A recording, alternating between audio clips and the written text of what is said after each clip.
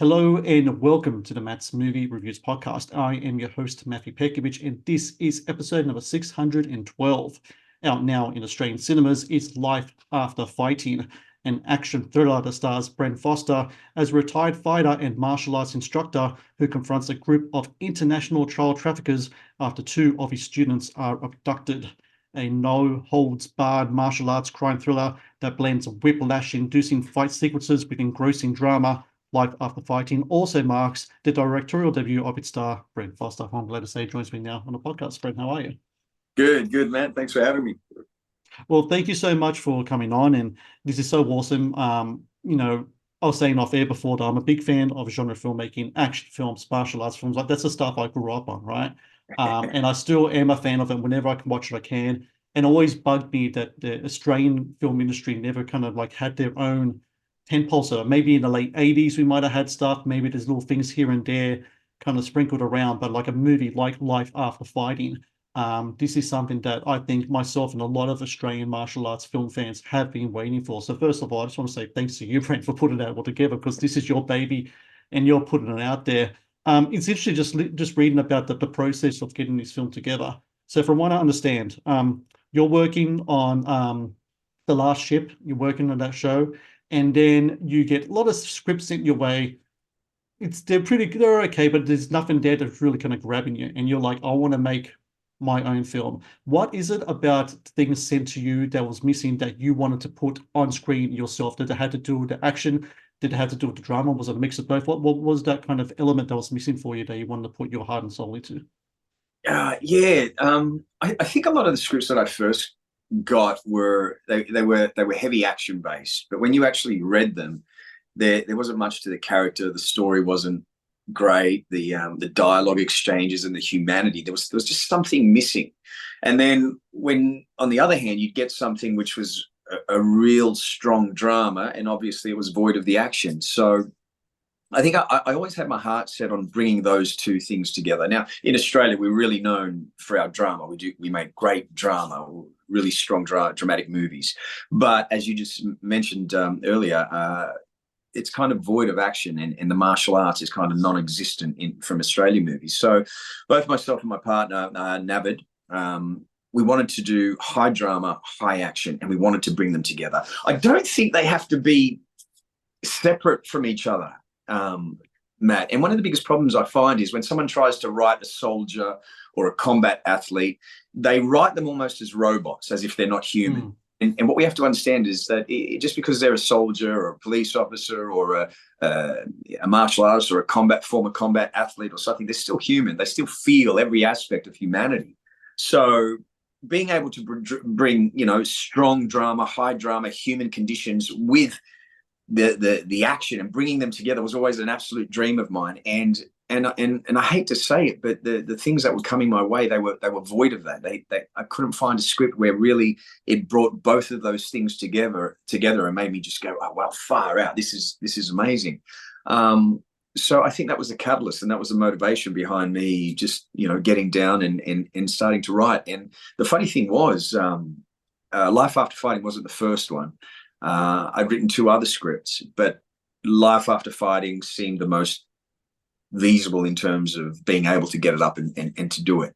But all of them are very important, and they all have strong human condition and high action in them too, and strong action in them too. But pretty much it was just lack of scripts coming my way that really kind of excited me and really wanted me to just give everything I have to them. So there was nothing that was doing that. So I guess that was the trigger to kind of get on my computer and type away. The thing that I always write in my reviews especially when it comes to like action films or whatever, is like it's all well and good when you have an action scene, but what are the stakes? What are the emotional stakes that you need to put into it? And that's the thing why I think Life After Fighting really has.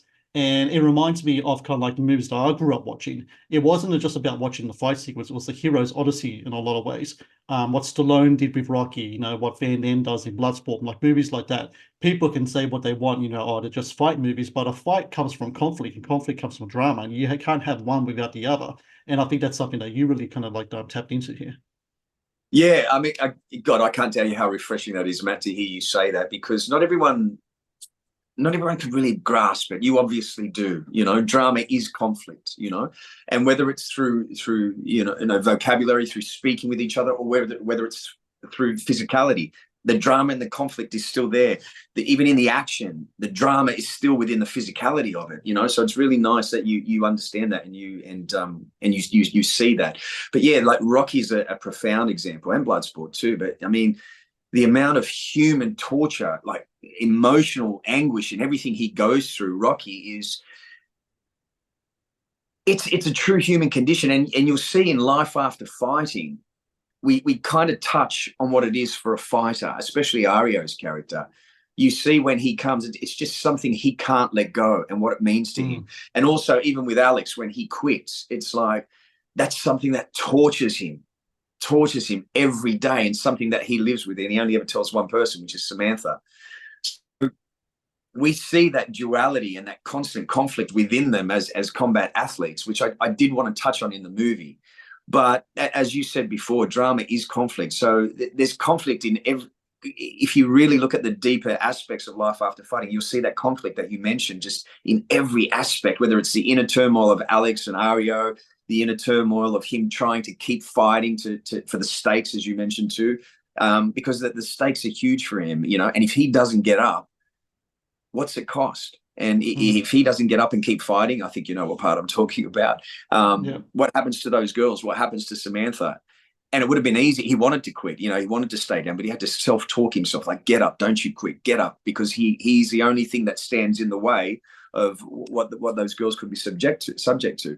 So I think, yeah, absolutely, that conflict and that inner conflict as well is something that I was really, really trying to go for. And it's paramount in action movies. It's you can't just have the fights for no reason. You can't just have the action for no reason. You have to have those stakes.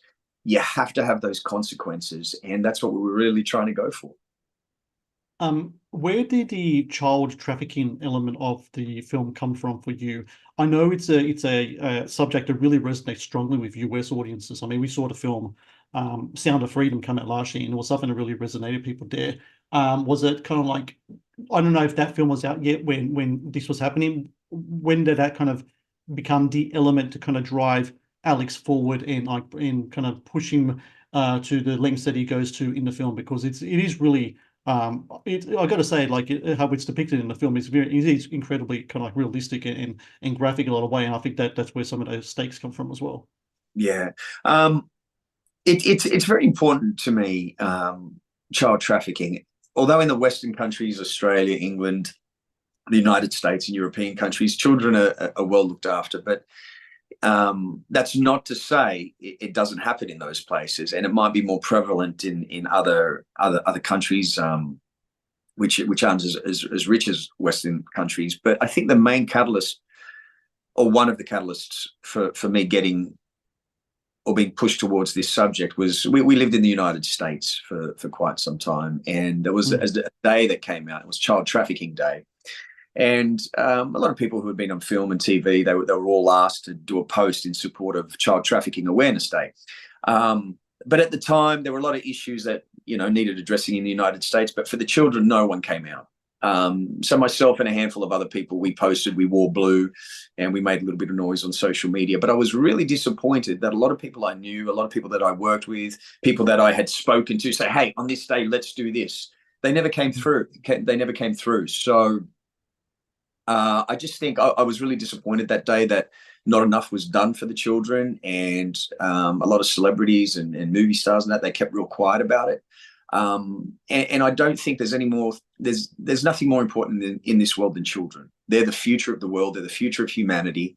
And if we can care for the children, and of all races, colors, religions, it just doesn't matter, all the way around the world, children need to be put first, and we need to look after them. And we need to, if this atrocity of child trafficking is happening, art is the perfect medium to bring attention to it. And that was one of my motivations behind doing Life After Fighting too, mate. Another motivation I read is that you wanted to really have a really honest look of what martial arts is like in a martial arts school. You yourself have your own martial arts school. You have Elite Martial Arts over in Western Sydney. That's where the movies are filmed as well.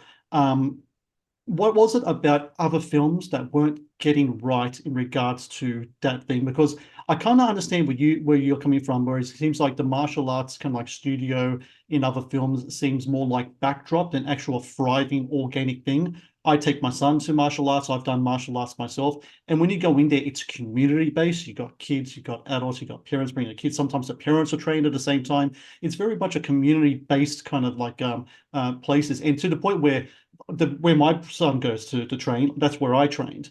To this place called Double Dragon over in Sutherland. Mix it used to be the one that Mix used to run back in the day. Yep. And now they've got new ownership, and I've been going there since Mick was there since now. And it's, to me, I can't get over, how much the kids love it. It's like a family thing, and I think it's something that you really tap into your films. Like you have the children of parents as well doing it. I think it's really something that you really kind of get right there that other films don't. Yeah, that was also important to me. And just a moment, Mick Spinks is Chen Chuck Fei's student, so I know Chuck Fei very well. So 2 degrees of separation in that. And Mick Spinks was one of the greatest. I know Chuck Fei took a team over to Thailand, and Mick Spinks was one of the only ones that went the full distance a very long time ago with some Thai fighters. So he's a great instructor. So that's great that you've done some training with him. And back to your question. Sorry, I deviated there for a moment, mate. Yeah. Good. If you look at something like Cobra Kai, now that's a lot of fun. I watch it with my kids, and it's a lot of fun. But I think it's a little bit, stretching the boundary if that's what people really think a martial arts school is like. And then in other places, it's through some Hong Kong cinema, it's very, let's fight for the school and the honor of the school, which is cool, and we all love that. But in today's day and age, there's a certain way, and everything you said that the children, the adults, you've got parents training there, whole families training there. It's certainly it gives a great sense of community, especially in my school. I walk in there, and one of the things that I love is I can look on a mat and I can see every single race, girls, boys, from Hindu to Muslim to Jew to Christian, Catholic, Buddhist, and everyone gets along beautifully. There is no animosity. There is nothing. It's the one place where I can go and I know that everyone comes together in the sense of, for martial arts, where everything else is left outside and off the mat, and they all train together in perfect harmony. Even us in the adults classes, especially the Brazilian jiu-jitsu classes, we've got every single race, religion. And no, it's just everyone sees everyone as just training partners. And we have a great time. We wrestle, we exchange sweat, blood, and tears, everything. And it's just such a great, energized atmosphere. And I don't think even in other sports that you quite get what you get when you're on the martial arts mats.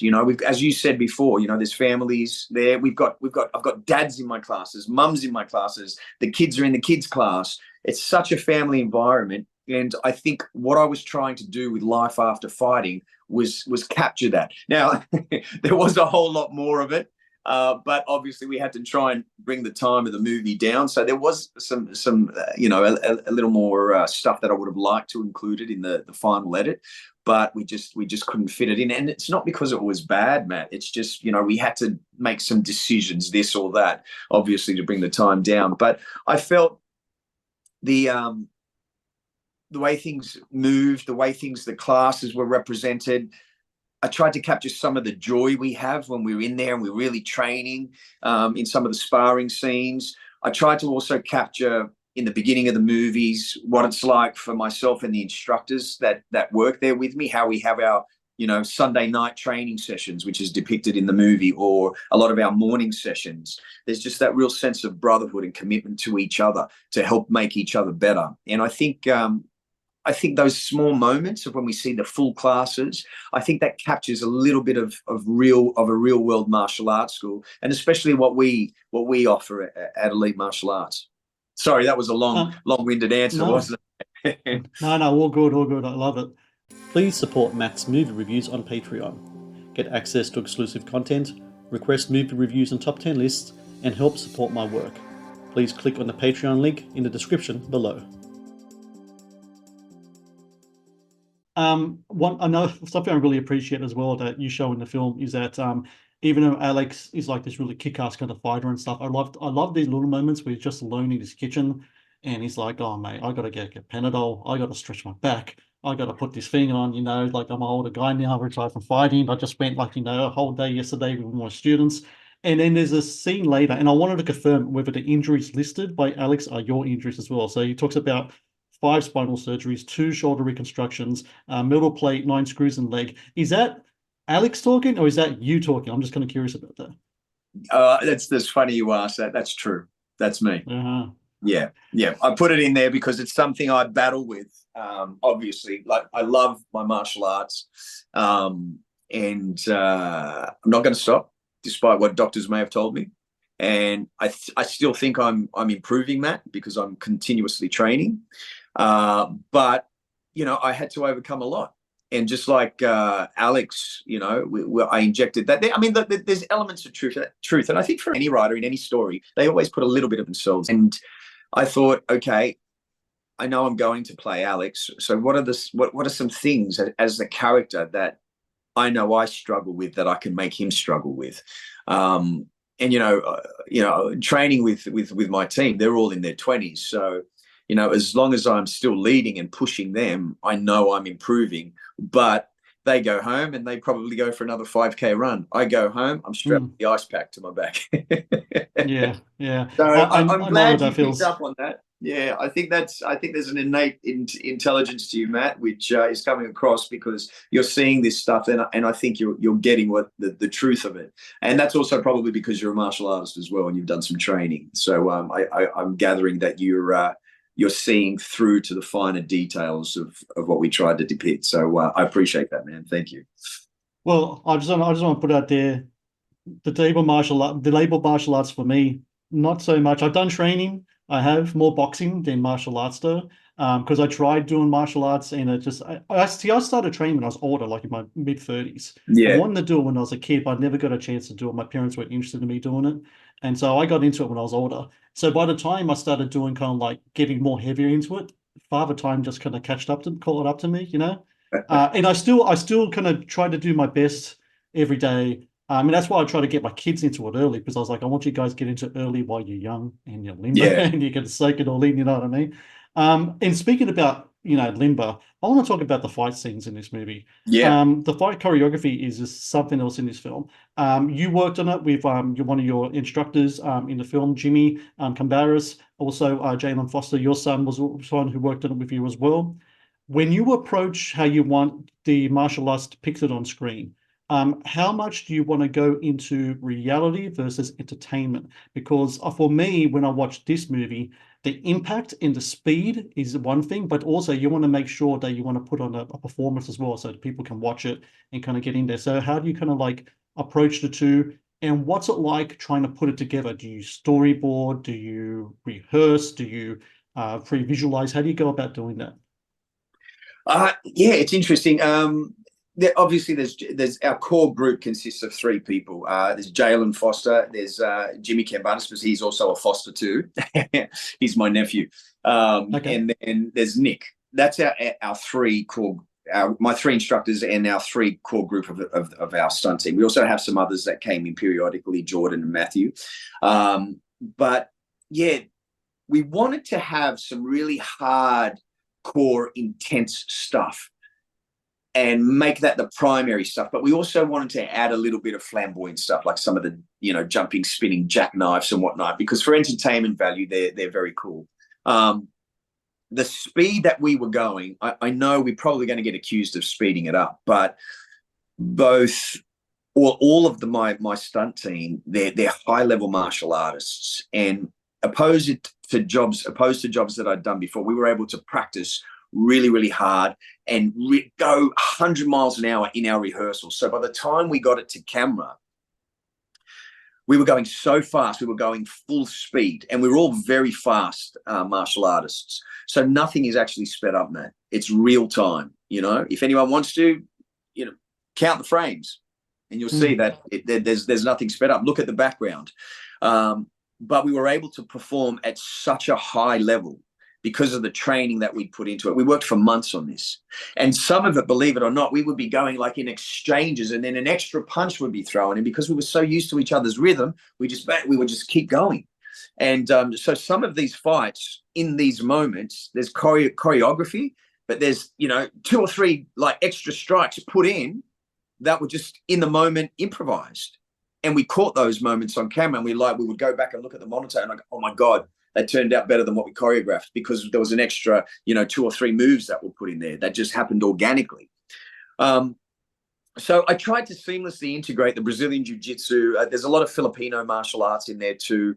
Obviously the Taekwondo, the Muay Thai, there's some wrestling stuff in there.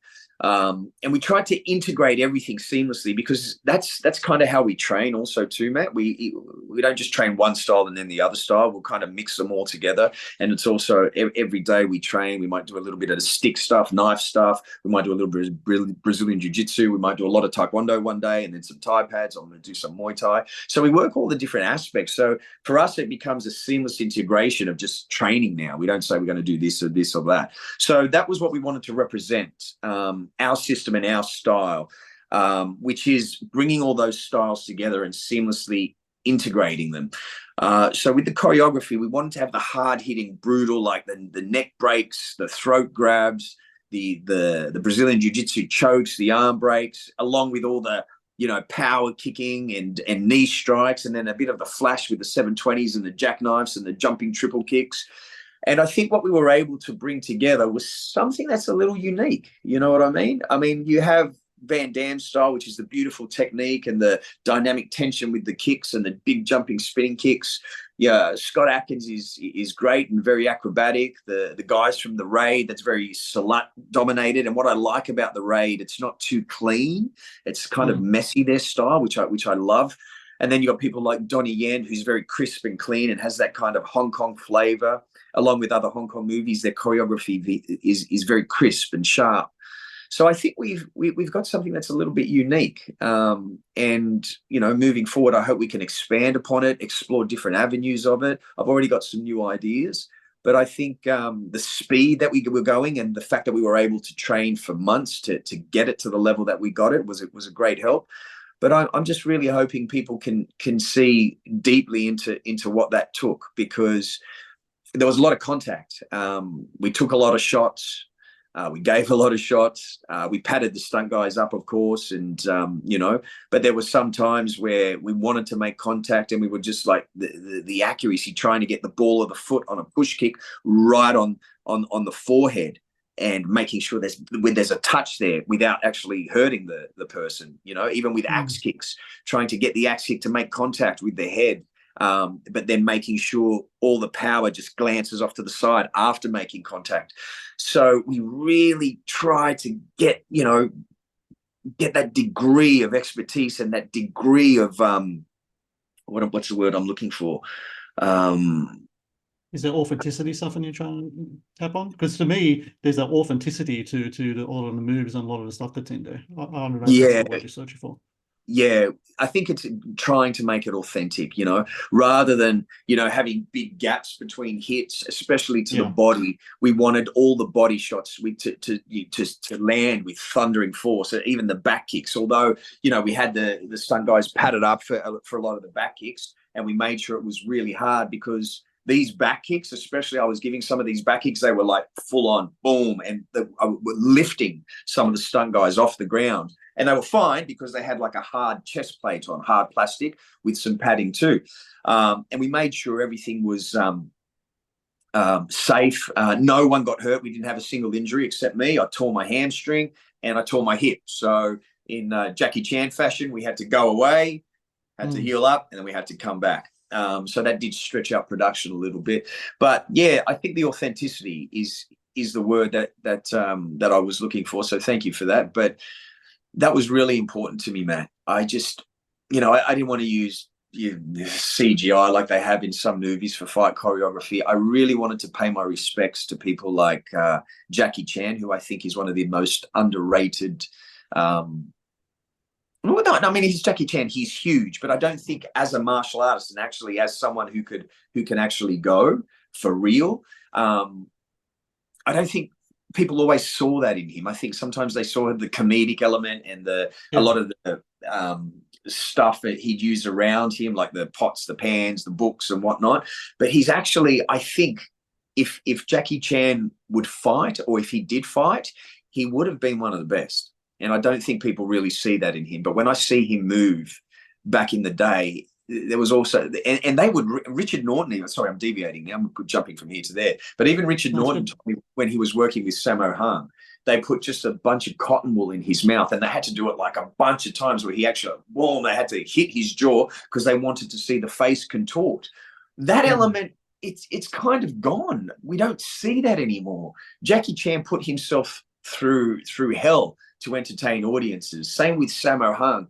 And some of those fight scenes that he did with Benny the Jet, and some of the stuff with Richard Norton back in the day, they were landing some heavy stuff. So I wanted to pay tribute to that. I wanted to honor that. I wanted to go back to that.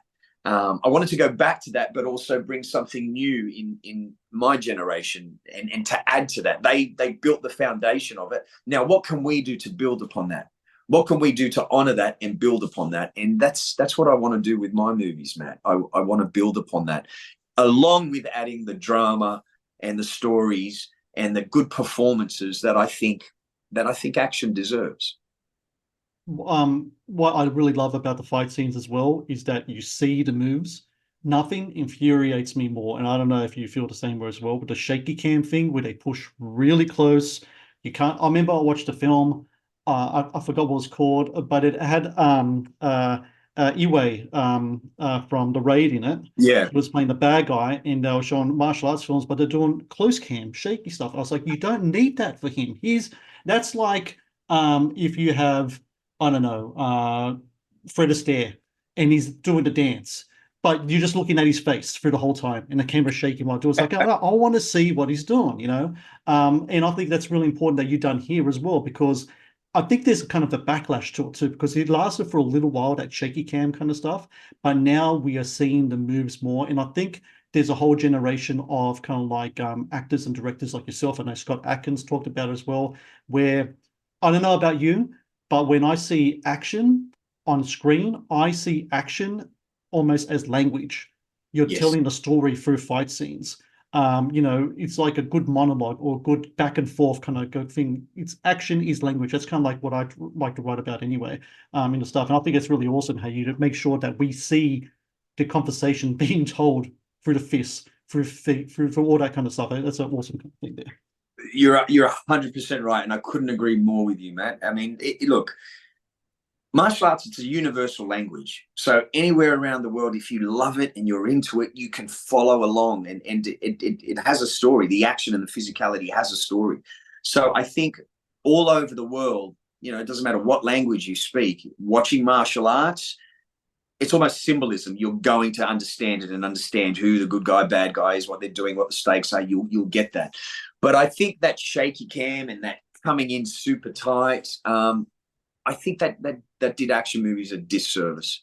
I really do. I don't like it. I like to see the kick leave the ground and have the full extension, find the beauty in the moves, the beauty in the martial arts. We don't go to a ballet, exactly like you said, or Fred Astaire, and just hold it on their face, do we? We go to see the elongated legs, the posture, the way it's performed. And that's the same thing for martial artists or people who love to watch the martial arts. They want to see the moves. They want to see the explosive speed. They want to see the explosive power. They want to see the execution between, two high-level guys really, really going at it. I'm not a fan of when things get sped up a little bit. I like if people can go genuinely super, super fast, that's where I like it to be. I think pulling that camera back, trying to use as less cuts as possible is what we were going for. There were some moments, especially in the stick fight, we actually got that whole stick exchange in one shot. And I ended up putting an edit in it, but it was only because the last bits we lost, and it kind of went off and we lost some of the moves. And it was hard for the cameraman. We had a couple cameramen trying to capture it all. But we did, and maybe, down the track and behind the scenes or extras on a DVD or something, we could show that whole thing in one shot. because we absolutely killed ourselves, Matt. It was one of the hardest things I've ever done, having to do that to exhaustion, then run behind the monitor to see what we've got. And then if it wasn't exactly the way I wanted it, okay, let's go again, guys. And, bringing the team, and we go again. I remember poor Jordan was in the toilet vomiting because he was he was a little tired. I said, all right, you rest up. And, I'm feeling pretty much the same way. But if I lie down, then they're going to lie down. So I've got to be the one. And I had to be the one, especially with the stunt boys. Say, come on, boys, let's go again. We can do it, And they kept coming back every single time. But yeah, back to what you were saying. Pull that camera back. Let's capture the moves. Let's see them in their entirety. There's a beauty there. There's an appreciation there. And that should be given precedence over the face and shaky cam stuff. And that's also a little bit of a problem in television too here in Australia. Yeah. It's one of the reasons why this is so different from Australia, because I think they're a little afraid of it. They're afraid to pull the camera back. They're afraid to play with the action. And we had a great, DOP and cameraman, Shane Parsons, who was up for it. He came out. He put a lot of extra time on his own dime with us. He's not really a martial artist, but we would get with him, run here, okay, run here. We were doing these switches and go up, bang, down. And even Jalen, my son, was operating a camera at times. So we learned so much, Matt, I'm telling you. And I think everything that we've learned from this time around is gonna pay off in loads the next time we go. The Matt's Movie Reviews podcast is brought to you by TeePublic. TeePublic is the world's largest marketplace for independent creators to sell their work on the highest quality merchandise. With over 1.2 million designs, TeePublic is sure to have something you love. I'm hoping when people watch this, especially maybe younger people, teenagers, what have you, that they would have the kind of motivation and inspiration that I had when I was a kid, when I watched martial arts movies, and I said to myself, one day I want to learn how to do that, I want to do that. Because I think maybe it's different now because UFC and such has become much more popular. But when I was a kid, the best fix I could get of that kind of stuff was through the movies. Yeah. And watching, you mentioned before Jackie Chan, Bruce Lee, Seagal, Van, all those kind of guys. When you were younger, I'm curious, was movies a motivator, something that kind of made you want to take part in certain martial arts? Because I know you started when you were young, like when you were 6, but when you started watching stuff on the screen, did you start saying like, oh, I want to learn how to do that? Is there certain movies that you saw that kind of inspired you in any way to not only maybe get into different martial arts, but also to get into movies themselves? So I'm just curious about that. Yeah, I was that kid who on weekends. Do you remember, Matt? I'm not sure if you had it where you were, but we used to have, you pay I think $6 and you'd get 6 movies. Absolutely, yes. Yeah. And I'd spend the weekend watching them, So I'd go to the video store, get all these VHS tapes, and I'd bring them back from everything from Revenge of the Ninja to Ninja 3 Domination to Bloodsport to No Retreat, No Surrender to Chuck Norris's Lone Wolf McQuade, Dragon, Way of the Dragon, all of Bruce Lee's movies. I studied them. And then even some of the other one, Bruce's Fingers, all the Bruce Lee imitators, whatnot. There was a whole bunch, and with Bruce Lee, that movies that he did. I think I watched everything. Asian cinema was a huge influence in my life as a child, and I absolutely loved them. Even the ones with the Run Shaw brothers, all the period pieces.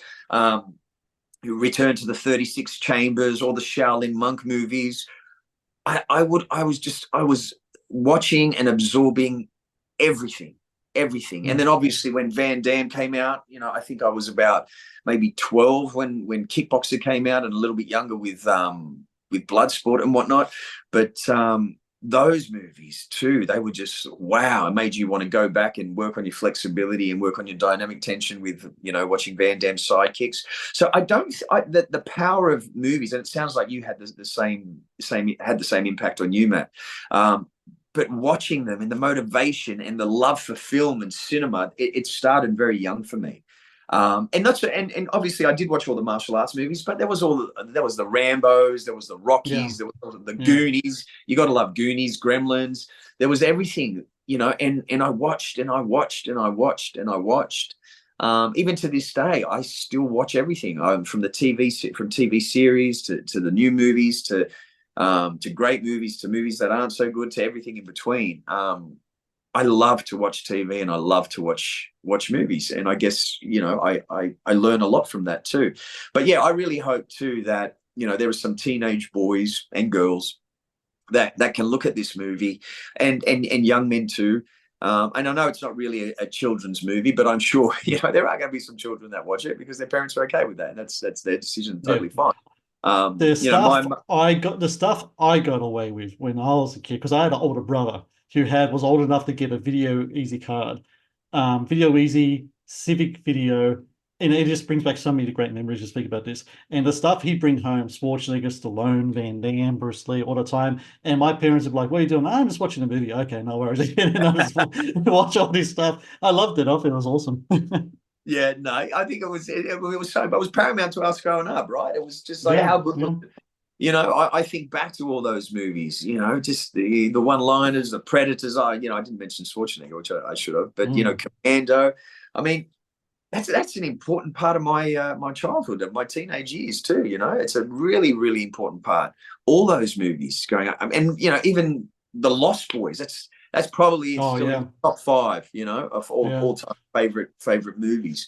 So it had a huge impact on me, and as I said, Asian cinema, massive, massive impact. So for me to be able to, I had a nice run in the United States, did some movies, worked on some high profile TV shows.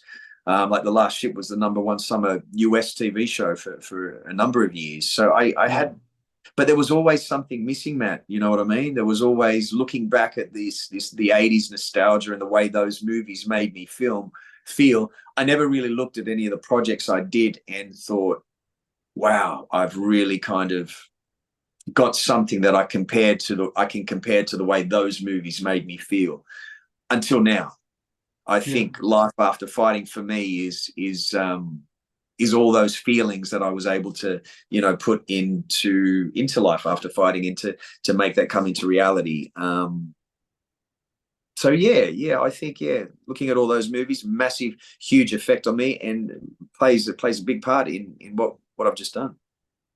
And I agree totally that Life After Fighting, I think it hits that sweet spot of kind of like that nostalgia I had when I was younger, but also it pushes everything forward. You talked before about how you can push things forward. And I think what you've done here is not only just in the landscape of Australian film industry, but I think in the landscape of the martial arts kind of action film industry as well. I think it's really important that things don't get stagnant. And I think what you've done here with Life After Fighting, what you and the cast and crew have done, is just phenomenal. And I encourage everyone out there, especially in Australia, it's out now. It's going to be out now in cinemas. Different cinemas are going to be showing it through from now for the next couple of weeks. Bren, would the best way for them to find screening times and stuff, would that be your Facebook, you think, would the best way for them to get all that stuff? Yeah. I'm always putting stuff on Facebook as it comes to us. I recently put up a post which outlines Western Australia, Sydney, and Melbourne, and and it also Gold Coast, Brisbane, Canberra, and I think there'll be a few more to come, which as they come to me, I'll provide details on them. Yeah, so my Facebook and Instagram is a good place to get those details. I will put those links in the show notes. And I just had an idea, Bren, and feel free to steal it and have it for yourself. Mine what's it when that physical media part comes out later in Yeah, the year, hopefully, yeah, a small run, a tiny run of some VHS of Life After Fighting would be awesome, I think, because I don't know if you noticed, but VHS is kind of slowly kind of coming in a horror movie landscape, yeah. especially that it's slowly coming back, and even like in things like heavy metal cassette tapes are coming back, small runs and stuff like that. So a Matt, you small, just blew my mind, mate. Are you telling me man, VHS is back? I'm not saying it's back, but I'm saying there's a small little demand just to have the product, just to have the product. That's all. They just want the case. So to see a Life After Fighting VHS cover done in an old school kind of like how those old kind of posters did it and all that stuff. Hell That yeah. would be amazing. Feel free to steal that idea if you want. Go ahead. If it does happen, if it doesn't happen. But right now, I'm telling people watch it in the cinemas. And I know that it had its run in the States, which was awesome as well. Yeah. But watch it in cinemas because it's big. It's got emotion. It's got fight scenes are like nothing you've seen in a long time. And Bren Foster, thank you so very much for your time. Congratulations, man. It's been awesome to talk today, and I can't wait to see what's next for you as a director, because what you've done here is absolutely beautiful. So good on you. Thanks for having me, Matt. Thank you. Thank you for watching the Matt's Movie Reviews channel. Please subscribe for more reviews, podcast interviews, and exclusive content.